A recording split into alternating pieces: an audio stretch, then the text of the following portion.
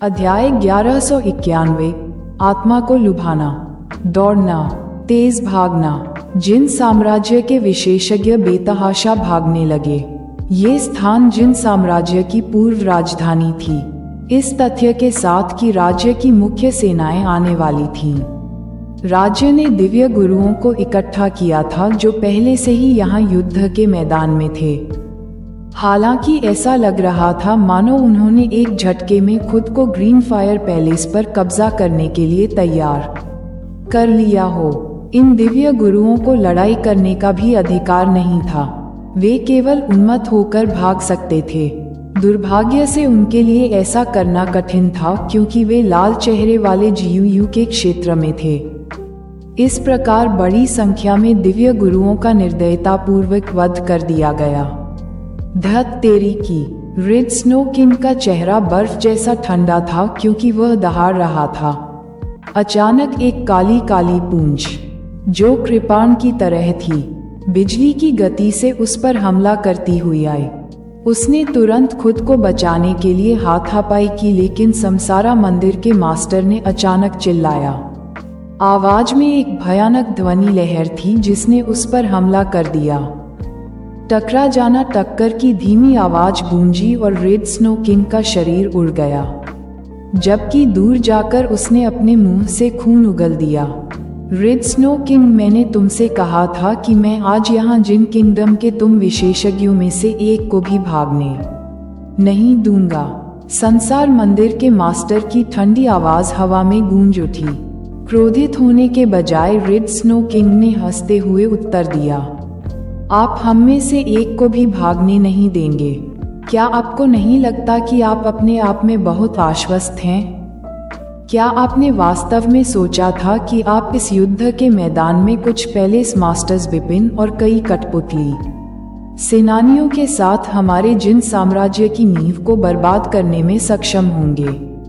क्या मजाक है? चूंकि आज आप सब यहाँ हैं तो भागने का स्वप्न भी मत सोचिए। रेड स्नो किंग की निगाहें असीमित हत्या के इरादे से लाल दिख रही थीं। ग्रीन फायर पैलेस के कई पैलेस मास्टर्स और बिपिन उनकी बातें सुनने के बाद अपनी भौहें सिकोड़ने से नहीं रोक सके।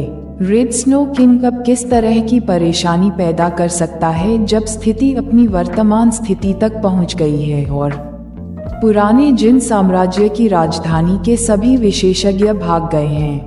हम एक हलचल के बाद रेड स्नो किंग ने अपना हाथ लहराया और एक मजबूत आकृति तुरंत उसके बगल में शून्य में दिखाई दी। यह मजबूत आकृति स्पष्ट रूप से एक कठपुतली लड़ाकू थी जिसमें कोई भी जीवन शक्ति या आभा नहीं थी। इसके अलावा इसे यूनिवर्स मास्टर स्तर पर एक होना चाहिए था।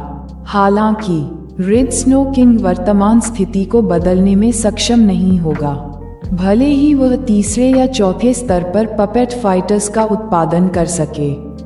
यूनिवर्स मास्टर स्तर पर एक भी अकेले को छोड़ दें। क्या ऐसा हो सकता है? संसार मंदिर मास्टर, शून्य मंदिर मास्टर और अन्य की पुतलियां तेजी से सिकुड़ गईं। उन्हें एहसास हुआ कि रेड स्नो किंग कुछ कर सकता है। अपनी अपेक्षाओं के अनुरूप उन्होंने उसे एक जेड बोतल निकालते हुए और कठपुतली सेनानी पर रक्तसार की बूंद डालते हुए देखा। फिर कठपुतली सेनानी से एक सरल और अपरिष्कृत आभा धीरे धीरे उभरने लगी। अरे नहीं, धत तेरी की। संसार मंदिर मास्टर, शून्य मंदिर मास्टर और अन्य के भाव बदल गए। वे पहले से ही जानते थे कि रेड स्नो किंग क्या करने का प्रयास कर रहा था। आत्मा को लुभाने वाला। यह आत्मा को लुभाने वाली युक्ति है। गरीब की गंभीर आवाज बिपिन के दिल में गूंज उठी। आत्मा को लुभाने वाली, आत्मा को लुभाने वाली बात बिपिन ने तुरंत पूछी। आत्मा को लुभाना शाश्वत अराजक दुनिया की एक अजीब रणनीति है।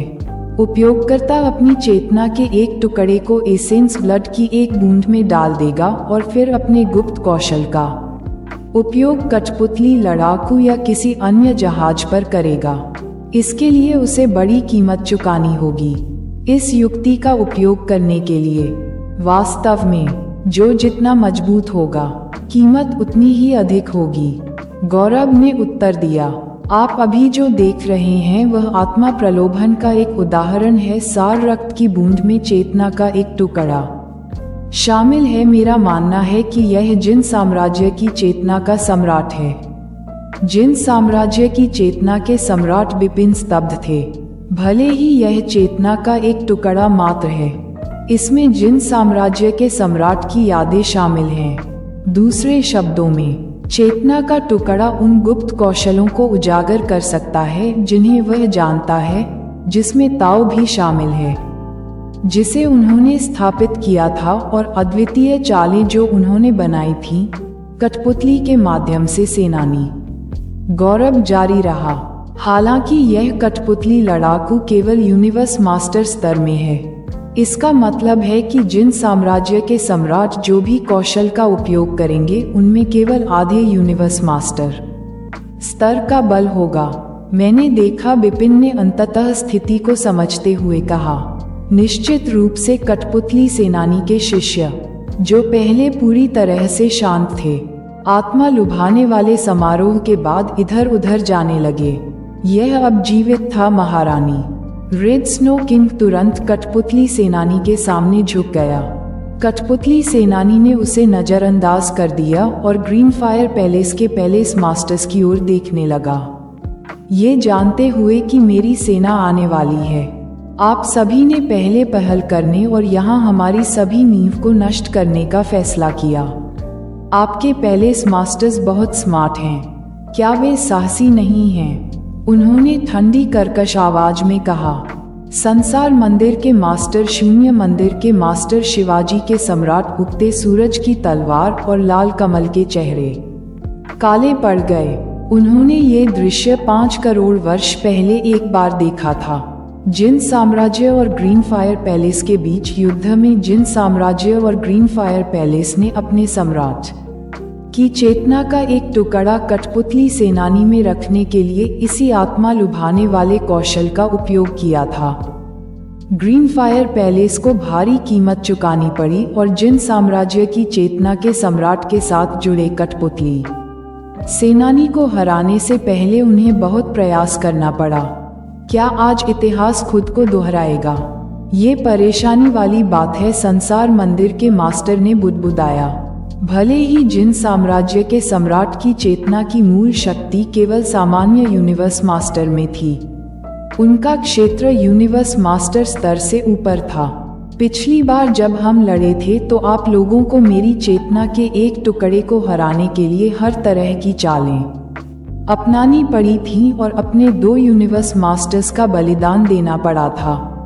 मुझे आश्चर्य है कि इस बार आपको क्या कीमत चुकानी होगी। जिन साम्राज्य के सम्राट ने उन पर मंद मंद मुस्कुराते हुए कहा। संसार, हमें क्या करना चाहिए? ग्रीन फायर पैलेस के पैलेस मास्टर्स पहले से ही उसी स्थान पर एकत्र हुए थे। क्या करें? हम क्या कर सकते हैं? संसारा मंदिर के मास्टर की आवाज ठंडी थी। चूंकि चीजें इस बिंदु पर आ गई हैं तो हमारा एकमात्र विकल्प उन्हें मारना है। मुझे मार डालो। हे जिन साम्राज्य के सम्राट ने कितना दुस्साहसी व्यंग्य किया। उसकी आंखें कठोर हो गईं और अगले ही सेकंड में वह पहले से ही उन पर हमला कर रहा था। कबूम! संसारा मंदिर के मास्टर की आभा तेजी से बढ़ी क्योंकि उनके शरीर के भीतर से काली आग की लपटें निकलने लगीं। एक अंतहीन अत्याचारी आभा लेकर वह जिन साम्राज्य के सम्राट के सामने प्रकट हुआ। उसके काले कवच के नीचे उसका चेहरा पूरी तरह से विकृत हो गया था। उसकी ताकत अपने चरम पर थी। काले कवच में ढकी हुई हथेली एक पौराणिक बारिश बुलाने वाले ड्रैगन की तरह थी, क्योंकि उसने अचानक उसे बाहर की ओर फेंक दिया था। विस्फोट होते ही कहीं से काली लहरें उभरी। 9 लहरें संसार मंदिर के स्वामी की हथेली के चारों ओर घूम गईं। उसकी हथेली अचानक लाखों वज्रों की शक्ति से फट गई। 9वां गुना स्वर्ग संसार सील काबूम। ये धरती को चकनाचूर कर देने वाला कौशल था। यह उनकी कई वर्षों की प्रसिद्धि में संसारा मंदिर मास्टर का सबसे शक्तिशाली अनोखा कदम था। यह एक ऐसा कौशल भी था जिसे उन्होंने अपनी पूरी ताकत से निभाया। अध्याय 1192 युद्ध।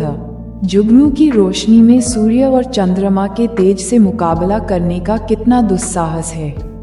जिन साम्राज्य के सम्राट ने जब संसार मंदिर के मास्टर को पहले से ही हाथ में लिए हुए भाले से अपनी चाल चलते देखा तो उन्होंने उपहास किया, स्याही जैसे काले भाले से एक भयानक आभा निकल रही थी। यह एक भाला था जिसे पूरी तरह से जिन साम्राज्य के सम्राट की शक्ति से संघनित किया गया था।